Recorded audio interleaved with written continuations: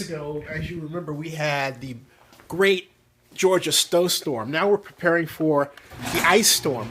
Right now, this is Monday going to Tuesday. We get you a quick look at what's going on already. This is about 11 o'clock at night, and already you can see the ground is getting wet up here. It's raining just a little bit, but the temperature has dropped, okay? And the temperature has dropped from 60 degrees on Sunday to what feels like about 25 degrees right now.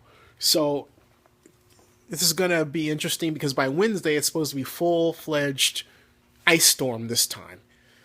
And we're in Fayette County. And Fayette County is the only county whose schools will be open tomorrow, Tuesday, and these roads are going to be icing up. Duh.